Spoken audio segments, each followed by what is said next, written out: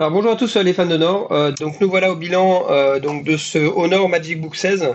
Avant de faire le bilan, je vous propose de faire un petit tour des choses, des améliorations, des différences entre le Magic Book Pro que j'avais et le Magic Book 16, parce qu'ils sont vraiment presque similaires l'un à l'autre, c'est le jeu des 7 différences si je puis dire. Donc je vous propose de faire un petit tour sur ces différences, vous expliquer ce que ça apporte en plus, et puis comme ça après je pourrais conclure là-dessus. Donc première chose, première petite différence ici, comme j'en avais fait le tour lors de l'unboxing, c'est qu'on est passé de 1 USB-C à 2 USB-C ici.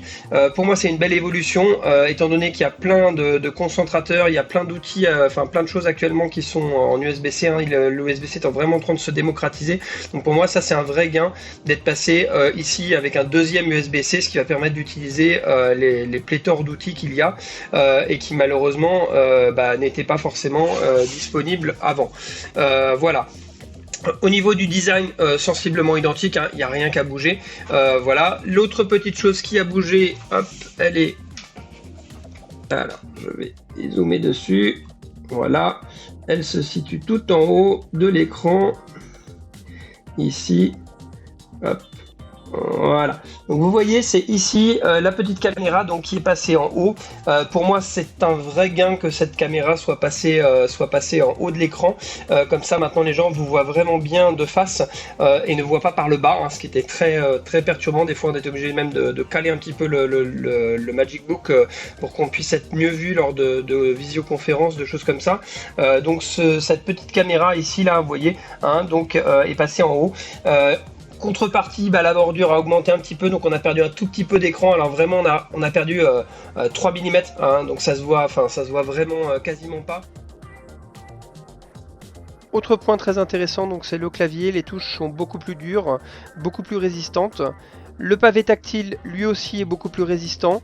Voilà, quand on clique dessus, on sent mieux la résistance. La suppression donc du petit logo Magic Link ici où il y avait le tag NFC, qui maintenant passe sous le pavé tactile, ce qui est bien mieux et bien plus facile à comprendre pour l'utilisateur. Il faut savoir qu'il y a pas mal de monde qui enlevait ce tag NFC et du coup après on pouvait plus utiliser le Magic Link. On va maintenant passer un peu plus haut sur le clavier, donc le bouton qui se situe ici de démarrage, dans lequel il y a un capteur d'empreinte digitale donc qui permet d'utiliser Windows Hello, c'est-à-dire de s'authentifier sans mot de passe.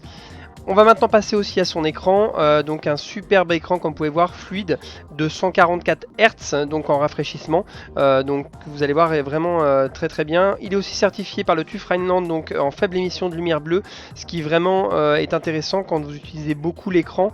Moi j'utilise après 8 heures par jour et donc ça permet tout simplement de réduire ma fatigue visuelle.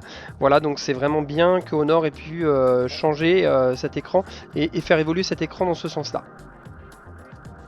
Alors le deuxième point très intéressant de cet écran, donc c'est sa fréquence de rafraîchissement, donc qui passe de 90 Hz pour mon Magic Book Pro à 144 Hz ici, donc c'est un écran avec une large gamme de couleurs, vraiment très intéressant.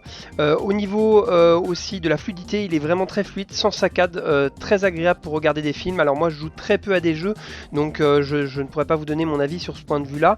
Par contre au niveau des films que je peux regarder sur Netflix et les plateformes de téléchargement légales, c'est vraiment super intéressant, super fluide. Quand je monte en 4K, on voit vraiment la différence sur cet écran qui est vraiment ultra fluide.